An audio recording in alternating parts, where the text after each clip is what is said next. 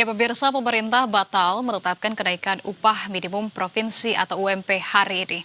Kementerian Ketenagakerjaan memastikan bahwa pemerintah masih menggodok resep baru penetapan 2026 dan salah satunya kenaikan UMP 2026 tak lagi satu angka nasional, melainkan sudah disesuaikan dengan kondisi pertumbuhan ekonomi provinsi, kota, dan kabupaten.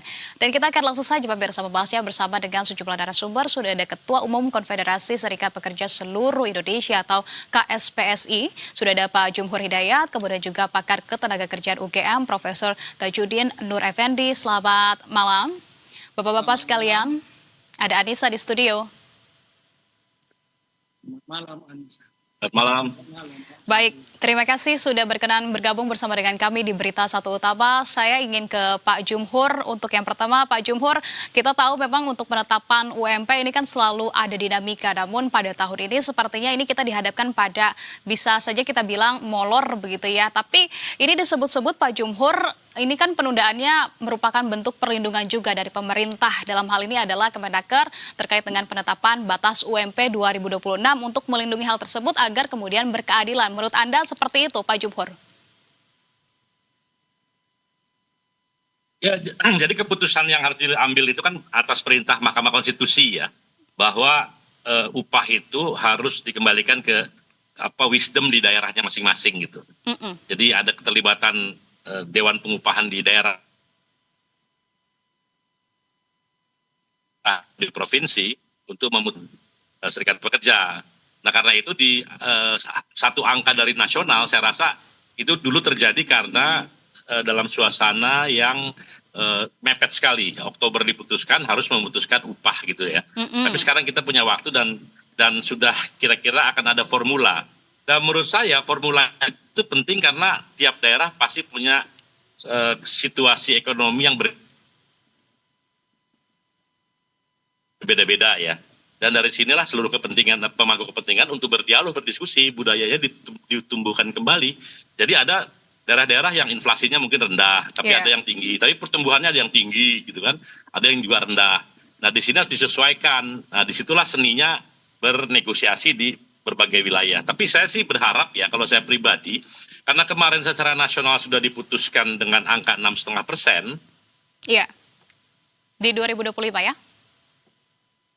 Ya idealnya memang itu dan itu minimalnya. Nanti boleh jadi yang maksimalnya silahkan saja didiskusikan.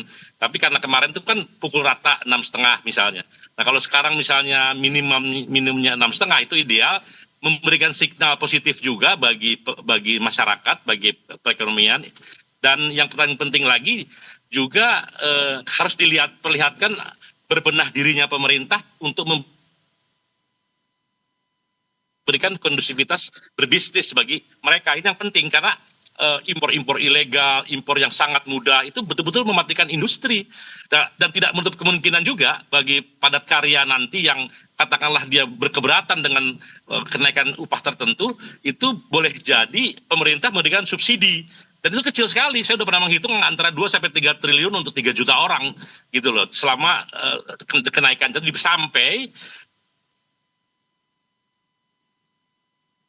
kondusivitas ekonomi, ekosistem banyak tindak tanduk yang ilegal dan sebagainya, kemudian logistik mahal, banyak korupsi dan sebagainya, itu kan kesalahan negara. Maka negara wajar kalau, nah tapi dengan uang 2-3 triliun mensubsidi misalnya, itu juga nanti pendapatan bisa lebih banyak, kira-kira gitu, karena PPN, PPH yang istilahnya yang ilegal itu bisa diberantas gitulah kira-kira. Iya.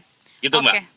Oke, baik. Kalau begitu saya ke Prof. Tajudin. Prof, tapi kalau menurut Anda seperti apa? Apakah kemudian persentase yang tadi disampaikan begitu ya oleh Pak Jumhur ini juga sudah cukup ideal begitu jika memang di tahun 2025 adalah angkanya di kisaran 6,5% begitu ya. Nah, jika memang itu akan menjadi batasan normalnya dan kemudian bisa saja begitu ya melebihi dari itu, menurut Anda ini sudah cocokkah untuk skema yang diterapkan kita saat ini? Kalau pertanyaan saya, apa dasar regulasinya? Karena regulasinya itu kan sudah dibatalkan oleh pemerintah. MK nomor PP 36 2017. Dapatnya 6,5% itu dari mana formulasinya? Kan harusnya ada formulasinya itu. Formulanya. Asal-asal jangan keluar, kan harus ada kekuatan hukumnya. Apa dasarnya itu? Sedangkan undang-undang itu tidak ada. Undang-undang Cipta Kerja itu kan sudah dibatalkan oleh MK. Berarti sekarang ini ada kekosongan undang-undang berkaitan dengan UMP. Maka pemerintah harus mengeluarkan PP sesuai dengan, kalau tidak ya apa dasarnya? Seperti 6,5% tadi saya pertanyakan, apa dasarnya? Dasarnya apakah pakai undang-undang 168 2017 apa 2021 nomor 36 2001 atau apa? Kan harus ada dasarnya. Oke. Nah sekarang ini nggak ada dasarnya, itu yang menyebabkan saya pikir ini harus ada kerja benar-benar dilakukan oleh pemerintah. Dasarnya apa? Apakah pakai inflasi, pertumbuhan ekonomi, indeks atau apa? Harus ada kan? Nggak bisa dengan tiba-tiba keluar 6,5%, sekian persen. Kan harus ada dasarnya, harus ada regulasinya, harus ada undang-undangnya. Itu menurut hemat saya yang harus dilakukan. Kalau enggak itu nanti jadi perkara. Jadi nanti digugat orang ke sana kemari. Ya memang saya niat pemerintah memang bagus karena memang undang-undang yang dipakai adalah inflasi, pertumbuhan ekonomi dan indeks itu memunculkan berbagai macam persoalan. Bersama itu tadi adanya disparitas antar daerah itu cukup tajam. Contohnya Jakarta 5 juta, di Jawa Barat itu ada yang 2 juta, ada yang 4 juta, di Jawa Tengah itu malah 2 juta. Kemudian industri dari Jawa Barat banyak pindah ke Jawa Tengah untuk menghindari upah yang tinggi. Disparitas itu menurut hemat saya memang harus dipecahkan. Tetapi kan harus ada dasarnya, formulanya apa. Dan untuk berlaku untuk nasional itu kan memang tidak mudah merumuskannya. Menurut hemat saya harus punya kerja yang cukup berat ini. Kalau saya menyarankan sebenarnya sekalian aja kerja membuat sistem pengupahan nasional. Itu dasar itu yang dipakai. Jadi didasarkan kepada kita sudah punya klasifikasi jabatan yang dikeluarkan oleh BPS. Kita juga punya mungkin itu yang skala upah. Kemudian kita satukan itu dan didasarkan kepada masing-masing daerah, itu akan memperkuat. Jadi ada sistem pengupahan nasional yang tidak jauh berbeda harusnya. Karena memang kondisi ekonomi nasional yang memang berbeda-beda. Jadi harus dirumuskan itu. Sistem pengupahan nasional dan mempertimbangkan berbagai macam variabel yang terkait dengan ekonomi daerah dan juga perusahaan-perusahaan yang ada di daerah itu. Itu harus dipertimbangkan. Kalau tidak ya akan sama saja. Sekarang ini memang tidak ada undang-undang, tidak ada regulasi. Ini kekosongan regulasi. Iya. Karena memang undang-undang Cipta Kerja itu kan sudah dibatalkan oleh MK. Oke. Apakah mau dipakai yang lama, nomor 36 tahun 2021, apa? Kan nggak ada. Pertanyaan tadi Pak Jumhur bilang, cuma 6,5% sudah itu cukup itu. Apa dasarnya? Itu kan hukumnya harus Kalau sah. begitu saya mau langsung saja melempar ke Pak Jumhur. Pak Jumhur, bagaimana tanggapannya? Silahkan ditanggapi tadi jawaban dari Prof. Tajudin.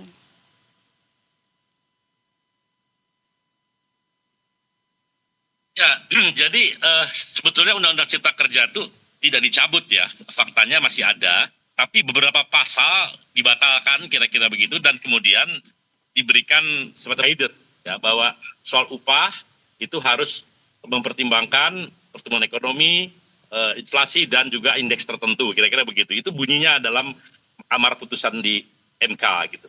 Nah, kira-kira itulah yang menjadi referensi bagi pemerintah juga disusun dalam sebuah peraturan pemerintah. Nah, karena itu tetap pemerintah idealnya karena sekarang sudah punya waktu dan bahkan sudah berkali-kali berdiskusi akan melahirkan formula. Nah, formula inilah nanti yang kita harapkan mampu mengatasi yang tadi itu, ya, yang tadi itu. Jadi yang tadi itu apa? Ada disparitas soal upah, misalnya antara kabupaten dengan kota, antar provinsi dan sebagainya. Nah, disparitas yang terlalu ekstrim misalnya nanti bisa diatasi dengan formula-formula itu gitu. Nah, dengan indeks tertentu. Ada juga pertumbuhan ekonomi satu daerah tinggi sekali, ya, tapi juga ada yang rendah. Mungkin kalau rendah indeksnya ditinggiin, kalau tinggi indeksnya lebih direndahin. Nah, tapi kita mengenai angka 6,5%, saya mungkin menyebutnya semacam angka psikologis ini Prof ya. Jadi karena itu pernah dinyatakan 6,5% itu secara nasional, maka itu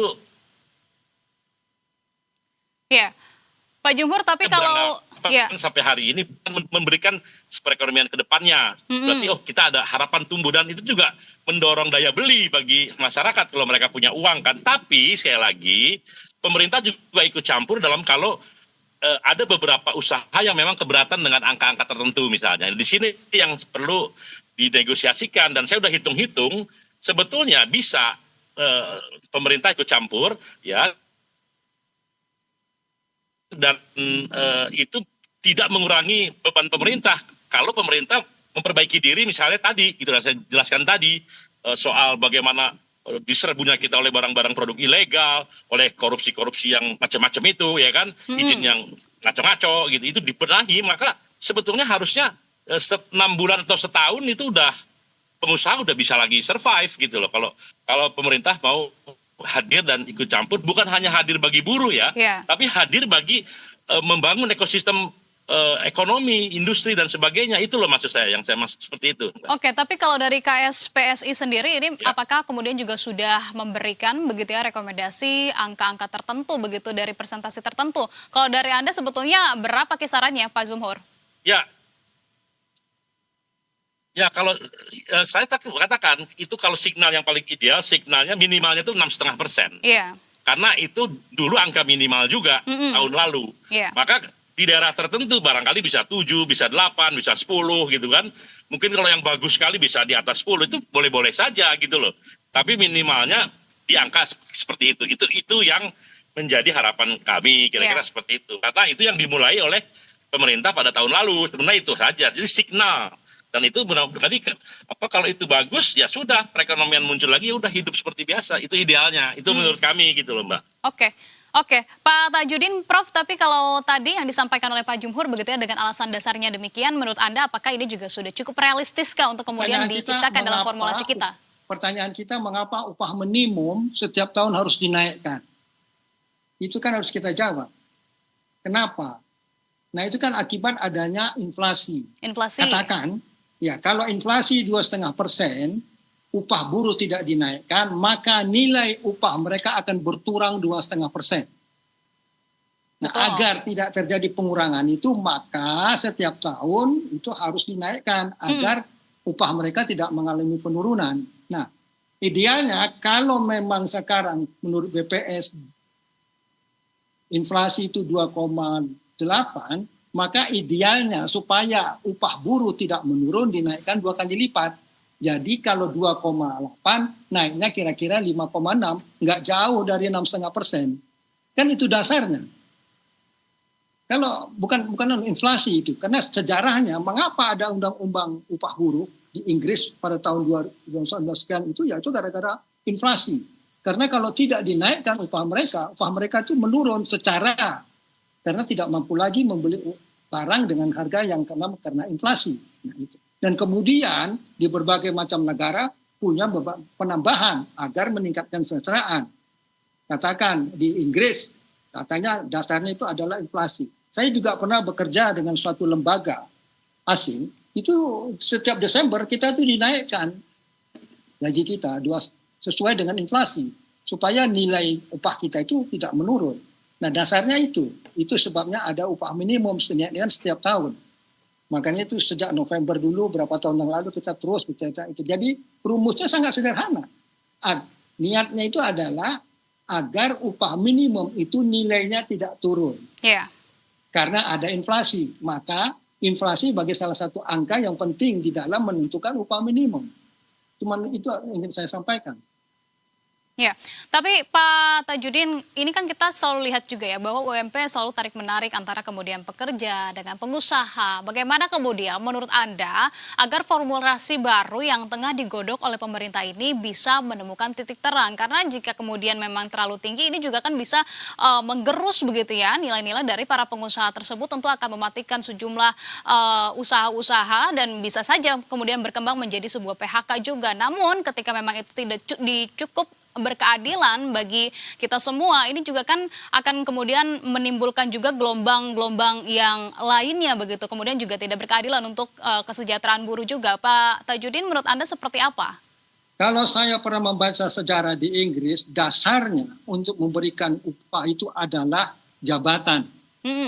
dasarnya adalah klasifikasi jabatan, bukan daerah. Jadi keahlian seseorang, pendidikan seseorang, itulah yang dibuat penetapan upah. Klasifikasi Itulah yang jabatan. disebutnya, ya, jadi di Inggris itu dulu sistem pengupahan itu di awalnya adalah didasarkan kepada klasifikasi jabatan. Dari pekerjaan yang paling rendah sampai yang paling tinggi. Kemudian dipertimbangkan, jangan sampai ada perbedaan yang tajam antara jabatan yang tinggi dan yang rendah. Kemudian dimasukkan beberapa unsur lain. Jadi menurut hemat saya, Indonesia sebetulnya sudah punya klasifikasi jabatan itu yang diterbitkan oleh BPS. Kita tinggal menambah beberapa variabel ke dalamnya, kita bisa menyusun sistem sistem pengupahan di Indonesia. Dasarnya bukan daerah. Dasarnya adalah jabatan seseorang, pendidikan seseorang, keahlian seseorang, itu dasarnya upah, bukan daerah. Kenapa daerah? Kan tiap daerah tentunya akan berbeda ekonominya. Tapi kalau jabatan untuk masing-masing jabatan dalam pekerjaan itu sama, ya upahnya sama. Tapi sekarang tidak. Itu yang menyebabkan timbul masalah di Indonesia. Bukan jabatannya, tetapi daerahnya dipertimbangkan. Oke. Ini kan harusnya kan tidak. Harusnya kan jabatan dari seluruh Indonesia berlaku jabatan itu. Kalau jabatannya tukang las, ya gajinya sesuai dengan tukang las. Kalau jabatannya manajer, ya gajinya manajer. Kemudian setiap tahun dinaikkan sesuaikan dengan inflasi yang ada agar sesuai dengan situasi ekonomi itu yang ada gitu. Jadi klasifikasi jabatan, saya makanya ingin menyarankan bahwa dibuat sistem pengupahan nasional berdasarkan klasifikasi jabatan, kemudian disusun berdasarkan skala upah, kemudian disusul seluruh Indonesia. Jadi perusahaan apapun ini jadi punya pegangan. Kalau sekarang kan kita nggak punya pegangan. Apa dasarnya? Kalau daerah ya memang berbeda. Tapi kalau jabatan seseorang dijadikan dasar, ya tiap daerah kan punya jabatan-jabatan itu tidak perlu berbeda. Harus sama seluruh nasional. Pegangannya itu. Yeah. Itu yang saya baca sejarah munculnya upah minimum pada zaman revolusi industri di Inggris. Didasarkan karena itu upah minimum itu muncul karena situasi pada waktu itu. Agar pekerja-pekerja bawahan itu tidak hidupnya di bawah garis kemiskinan. Maka muncullah upah minimum. Oke, nah saya ingin ke Pak Jumhur, tapi ini kita tahu kan bahwa KHL juga ini menjadi salah satu unsur dalam formulasi yang tengah digodok oleh pemerintah. Bagaimana kemudian kita bisa mengetahui begitu ya terkait dengan transparansi dari KHL tiap-tiap daerah tersebut agar kemudian juga kita bisa mengetahui pertimbangan kenaikan dari masing-masing daerah. Menurut Anda seperti apa Pak Jumhur? Iya, jadi kita dulu banget ya tahun 80-an itu namanya KFN, kebutuhan fisik minimum. Kemudian berkembang tahun 90-an menjadi kebutuhan hidup minimum. Ya, sekarang kita masuk ke kebutuhan hidup layak. Dan kalau tidak salah tuh sekarang masih berapa? Baru tidak 100% pekerja kita di seluruh Indonesia dengan harga yang ada di wilayah masing-masing itu sudah 100% memenuhi kebutuhan hidup layak. Nah, di sini mungkin Prof, pentingnya ada kenaikan upah itu adalah memang dulu tuh ada 60% dari KHL, ada 60%. Sekarang kalau nggak salah 80% lah. Beberapa daerah masih 80%. Jadi belum mencapai KHL, kebutuhan hidup layak gitu. Nah ini sekarang dengan formula yang berbeda-beda, yang satu daerah yang belum memenuhi kebutuhan hidup layak, nah di situ mungkin agak dipercepat supaya dia segera memenuhi 100% kebutuhan hidup layak. Nah di situ baru kemudian nanti berkembang lagi, yang barusan yang didiskusikan bahwa itu hasil negosiasi setelah kebutuhan hidup layak. Memang yang paling ideal adalah hasil negosiasi bipartit antara perusahaan dengan serikat pekerja yang ada di dalam situ. Itu yang sementara upah minimum itu sebetulnya dasarnya itu adalah social safety net. Ya, jaring pengaman sosial di mana orang tidak boleh dapat lebih rendah dari itu, karena kalau lebih rendah dari itu dia ya di bawah garis kemiskinan, kira-kira begitu. Nah sementara kita kan mau menghapus kemiskinan, maka tidak boleh ada orang yang di bawah UMR. Kira-kira gitulah ide dasarnya, itu adalah social safety net, Prof. Nah bahwa di Indonesia memang menjadi fakta bahwa social safety net kita atau kebutuhan hidup kita boleh jadi misalnya di Jogja dengan di Jakarta memang mungkin beda ya. Tapi saya juga bilang jangan kita memelihara kenikmatan harga murah itu. Jangan-jangan tukang pecel di Jogja juga menderita juga, dapatnya sedikit karena dibelinya dengan harga murah gitu loh. Kalau pecel di Jakarta misalnya bisa 20.000, pecel di Jogja 10.000, jangan kita entertain, oh itu bagus nih di Jogja murah, jangan begitu, jangan-jangan tukang pecelnya cuma untung sedikit gitu loh. Tapi jadi kita pengen kaya semua. Klasifikasi jabatan sebagaimana yang disampaikan oleh Pak Tajudin tadi, apakah kemudian juga ideal? Gini Mbak, klasi jabatan itu adalah sesuatu yang internal perusahaan, itu sudah terjadi. Di berbagai perusahaan itu terjadi, jabatan-jabatan itu ada, namanya struktur dan skala upah. Walaupun ya, belum 100% perusahaan menggunakan struktur dan skala upah. Dalam studi itu baru 58% perusahaan menerapkan struktur dan skala upah. Jadi orang diupah berdasarkan jabatan, kecerdasan, keahlian, pendidikan, lama bekerja, jumlah keluarga dan sebagainya. Itu ada struktur dan skala upah tuh menimbang itu. Tapi memang belum semua gitu ya. Jadi sebenarnya itu dasarnya social safety net atau jaring pengaman sosial adalah upah minimum provinsi itu. Kira-kira begitu Mbak. Terakhir saya ingin ke Prof. Tajudin. Prof, untuk kita kemudian bisa keluar begitu dari sekarut marut tahunan ketika ini akan menetapkan dari UMP begitu ya. Apa kemudian rekomendasi kebijakan yang paling realistis dan juga bisa diambil dan juga dikembangkan oleh Kota London itu kemudian dieksploitasi oleh pengusaha. Nah, supaya mereka tidak dieksploitasi, muncullah upah minimum. Upah minimumnya itu syaratnya satu memang, harus di atas garis kemiskinan. Ya. Levelnya itu harus di atas kemiskinan. Kalau upah minimum di bawah garis kemiskinan, itu namanya bukan upah ya. Jadi oleh karena itu, dasarnya itu sebetulnya adalah pakai setiap tahun harus ada inflasi, harus ada garis kemiskinan. Dasarnya kalau orang diupah itu tidak boleh di bawah garis kemiskinan. Ya. Karena kalau di bawah garis kemiskinan itu ya berarti dia akan hidup sengsara. Makanya itu di Inggris keluarlah undang-undang yang disebut dengan undang-undang yang berkaitan dengan sistem pengupahan nasional. Kemudian salah satunya itu adalah dimasukkannya garis kemiskinan sebagai dasar pertimbangan upah seluruh di Inggris tidak boleh berada di bawah garis kemiskinan. Oke, baik. Kalau begitu kita juga tetap akan menantikan begitu ya, bagaimana kemudian hasil keputusan dan juga formulasi apa yang kemudian sedang diracik oleh pemerintah untuk menetapkan upah minimum di tahun 2026. Kita juga sebetulnya sudah mengundang dari Kemenaker, namun memang masih belum bisa bergabung sampai dengan diskusi kita terakhir saat ini. Terima kasih atas pandangan dan juga informasi yang sudah dibagikan Prof. Tajudin dan juga Pak Jumhur. Terima kasih, salam sehat selalu, selamat malam. Terima kasih, selamat malam. Sejumlah perusahaan media di tanah air meski hanya tersedia